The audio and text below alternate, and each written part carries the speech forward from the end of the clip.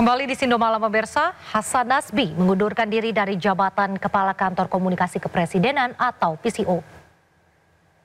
Hasan Nasbi telah mengirimkan surat pengunduran diri kepada Presiden Prabowo Subianto melalui Seskap dan Mensesnek. Kabar mundurnya Hasan dari jabatannya dikonfirmasi melalui unggahan akun Instagram Total Politik Selasa siang. Dalam unggahan di media sosial, Hasan Nasbi menyebut tanggal 21 April 2025 surat pengunduran dirinya sudah ditandatangani dan dikirim ke Presiden lewat Menteri Sekretaris Negara dan Menteri Sekretaris Kabinet. Hasan Nasbi mengatakan sudah saatnya menepi dan memberikan kesempatan kepada figur yang lebih baik menggantikan posisinya. Ia juga menegaskan pengunduran dirinya dilakukan ketika ia tak bisa lagi mengatasi masalah di luar kemampuannya.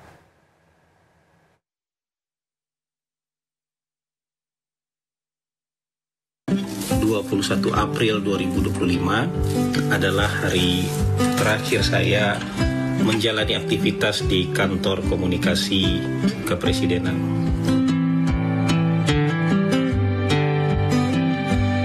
Itu sebabnya hari itu diabadikan. Maka pada hari ini, 21 April 2025, sepertinya saat itu sudah tiba. Surat pengunduran diri saya tanda tangani dan saya kirimkan kepada Presiden melalui dua orang sahabat baik saya, Menteri Sekretaris Negara dan Sekretaris Kabinet. Kesimpulan saya sudah sangat matang bahwa sudah saatnya menepi keluar lapangan dan duduk di kursi penonton, memberikan kesempatan kepada figur yang lebih baik untuk menggantikan posisi bermain di lapangan. Jadi ini bukan keputusan yang tiba-tiba dan bukan keputusan yang emosional. Ini rasanya adalah jalan terbaik yang dipikirkan dalam suasana yang amat tenang dan demi kebaikan komunikasi pemerintah di masa yang akan datang. Sebelumnya, sosok Hasan Nasbi menjadi sorotan usai pernyataannya terkait teror kepala babi. Teror yang menyasar jurnalis Tempo tersebut ditanggapi Hasan Nasbi dengan santai. Namun respon Hasan Nasbi terhadap teror tersebut mendapat sorotan karena dianggap tidak pantas dan peka terhadap jurnalis yang mendapat teror.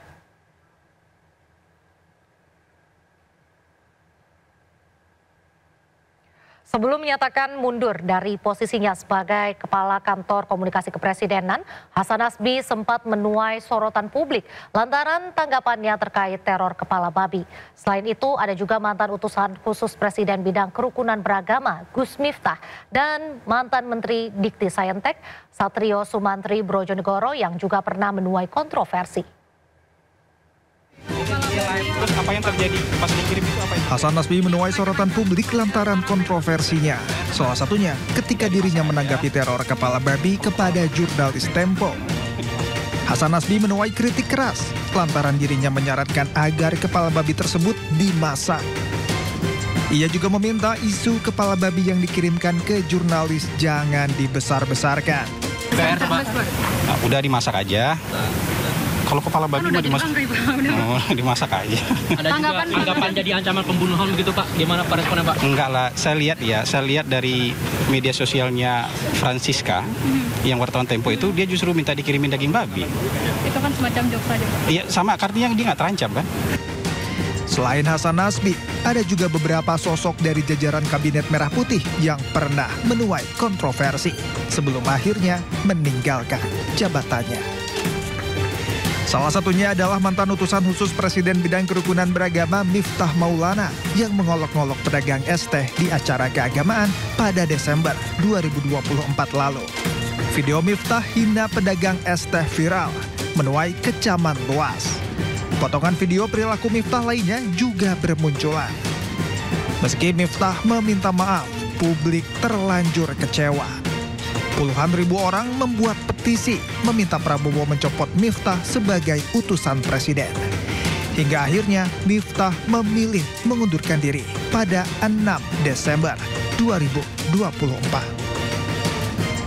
Dari jajaran kementerian, polemik dan kontroversi menerpa mantan Menteri Pendidikan Tinggi, Sains dan Teknologi atau Mendikti Saintek, Satrio Sumantri Brojonegoro. Ia disoraki dan didemo ratusan pegawainya karena dianggap arogan dan sewenang-wenang. Menteri yang baru menjabat 3 bulan ini dinilai kerap marah dan kasar, memecat pegawai secara sepihak.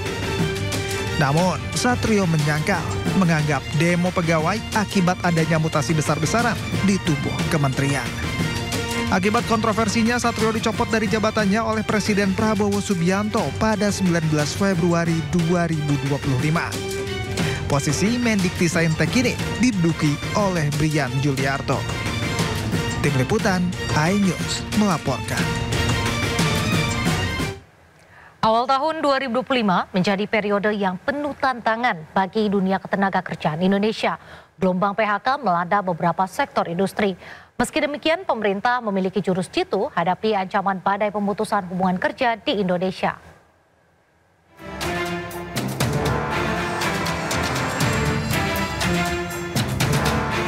Awal tahun 2025 menjadi periode yang penuh tantangan bagi dunia ketenagakerjaan Indonesia. Gelombang pemutusan hubungan kerja atau PHK melanda beberapa sektor industri dan meninggalkan ribuan pekerja dalam ketidakpastian. Gelombang PHK ini mencerminkan ketidakstabilan ekonomi yang semakin terasa. Penurunan daya beli masyarakat, fluktuasi nilai tukar diduga akibat konflik geopolitik yang telah mempengaruhi beberapa perusahaan di Indonesia. Bagi para pekerja yang terdampak PHK, mencari pekerjaan baru bukanlah hal yang mudah. Persaingan ketat, keterbatasan lapangan kerja, dan kebutuhan akan keterampilan baru menjadi tantangan tersendiri. Pemerintah melalui Menteri Ketenagakerjaan Yasirli mengungkap jurus jitu hadapi ancaman badai pemutusan hubungan kerja di Indonesia. Menaker menyebut meski ada PHK, namun industri di Indonesia tetap tumbuh. Jadi data kami PHK itu ada, gitu ya. PHK memang jumlahnya agak meningkat dari tahun yang lalu. Tapi yang ingin saya sampaikan juga industri itu juga tumbuh. Ya, jadi contoh tadi kami ke Karawang, ya tahun depan gimana? Ini bisa nambah 10.000. Kemudian sebelumnya kita kita kemudian ke KEK di Batang, itu proyeksi sekian ratus ribu ke depan. Kemudian saat kemarin ada kasus Ritex, ya dinas provinsi mengatakan kami sudah siap dengan belasan ribu juga, ya lowongan pekerjaan kalau ya ada yang mau. Jika gelombang pemutusan hubungan kerja masih terus terjadi, hal ini menekan masyarakat kelas menengah ke bawah. Kelompok menengah ke bawah menjadi rentan terhadap gejolak yang terjadi. Tim Liputan iNews melaporkan. Mantan Menteri Pemuda dan Olahraga Roy Suryo bersama 2 tokoh lainnya resmi dilaporkan ke polisi oleh sebuah ormas di Banten. Pakar telematika tersebut dilaporkan atas dugaan penghasutan publik terkait keaslian ijazah Presiden ke-7 Republik Indonesia Joko Widodo.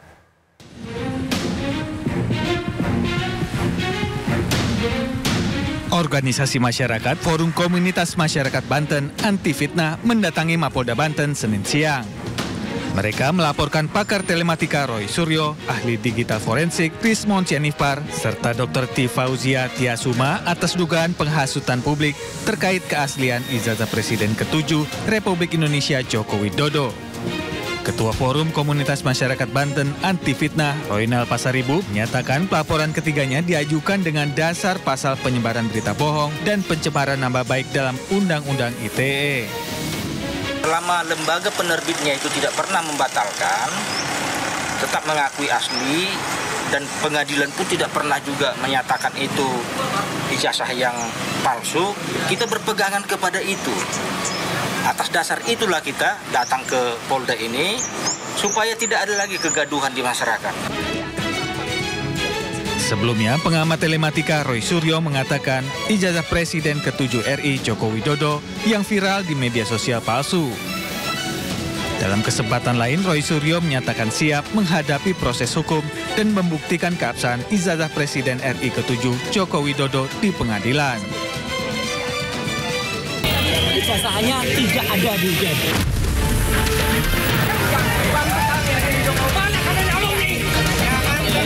deskripsinya Jokowi itu memang ada perbedaan ketikan.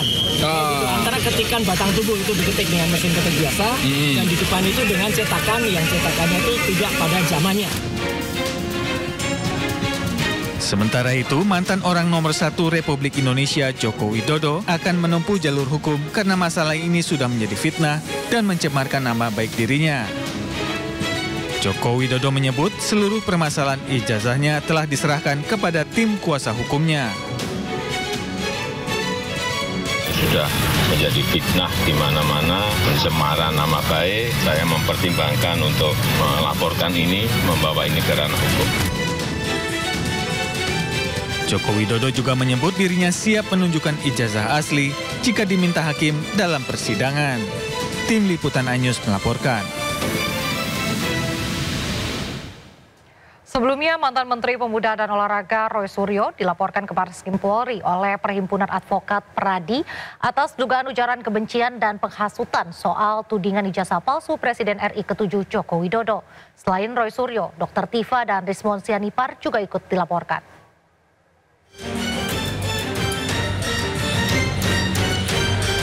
Perhimpunan Advokat Peradi Bersatu melaporkan sejumlah pihak ke Barreskrim Polri atas dugaan ujaran kebencian dan penghasutan soal tudingan ijazah palsu Presiden RI ke-7 Joko Widodo. Pelaporan dilakukan pada Kamis sore oleh tim Advocate Public Defender yang dibentuk oleh Peradi Bersatu. Adapun 3 orang yang dilaporkan dalam kasus ini, diantaranya mantan Menteri Pemuda dan Olahraga Roy Suryo, Dr. Tifa Ziatiasuma, dan ahli digital forensik Rismon Sianipar. Kita coba melaporkan mengenai dugaan penghinaan, hasutan, dan juga membuat gaduh. Jadi ada beberapa pasal yang kita akan coba nanti tergantung di dalamnya kemukakan, tergantung para nanti penyidiknya, yang mana yang pasal yang lebih tepat. Tapi kami sebagai warga negara yang baik, kami ingin menyampaikan perasaan kami bahwa kondisi ini tidak bisa dibiarkan. Kalau kita biarkan terus ini, masyarakat kita akan dirugikan. Akan terjadi hal-hal yang tidak kita inginkan. Oleh karena kita membatasi, kita datang pada hari ini untuk melaporkan oknum-oknum tertentu. Pihak pelapor pun mengklaim sudah membawa sejumlah bukti untuk ditunjukkan ke penyelidik. Namun mereka masih enggan mengungkap apa saja bukti yang dibawa. Dua-duanya RS. RS 2, ya, 2 T. Kemudian sama Dokter T. Dokter T. Ya. Ya. Ada 3 orang. 3. Barang bukti jangan dulu kita buka ya, nanti merusak pemeriksaan. Ya kan, ini kan harus dikonsulkan dulu. Alat bukti ini apakah memadai atau belum kan nanti biarkan penyidik yang menentukan. Tapi yang jelas inilah dia. Ya, inilah dia. Sebagian ya, ini masih potongan yang kita kumpulkan, yang barangkali nanti kita sajikan dulu ke penyelidik ya. Sebelum masuk penyidikan kan penyelidik dulu. Kita akan konsulkan kepada penyelidik agar penyelidik menentukan sikap terhadap barang bukti yang kami bawa ini. Sebelumnya Roy Suryo CS menjadi sorotan atas tudingan ijazah palsu Presiden RI ke-7 Joko Widodo. Mereka akan dilaporkan atas dasar pasal penghinaan, penghasutan, dan atau membuat kegaduhan. Dari Jakarta, Tim Liputan iNews melaporkan. Polemik ijazah Presiden ke-7 RI Joko Widodo terus berlanjut. Karena sudah menjadi fitnah dan pencemaran nama baik dirinya, Jokowi akan menempuh jalur hukum.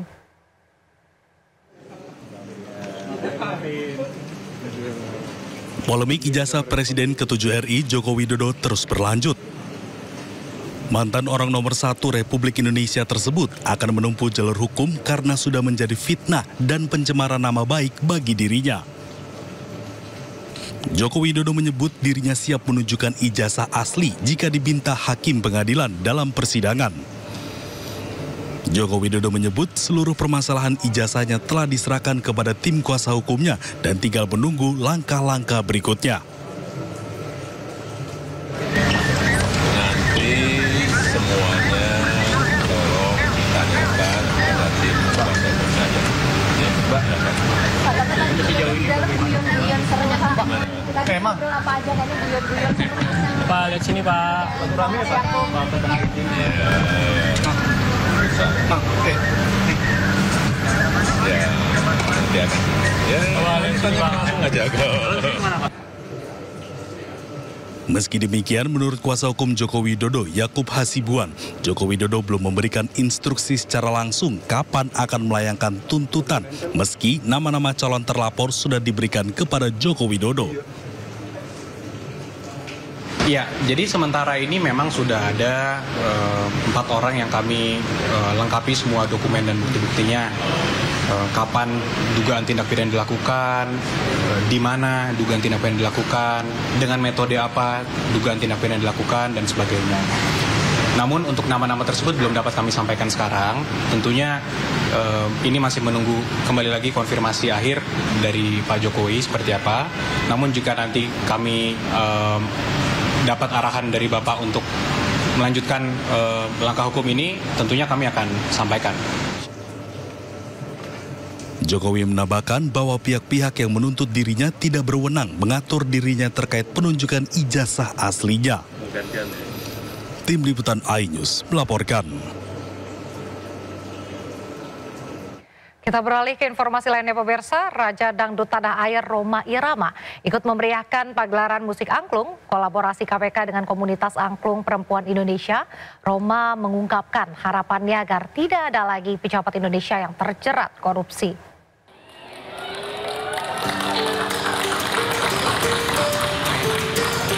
Kehadiran Rhoma Irama disambut meriah para peserta yang hadir dalam acara pagelaran musik angklung kolaborasi KPK dengan komunitas angklung perempuan Indonesia atau API di gedung ACLC KPK Jakarta Selatan.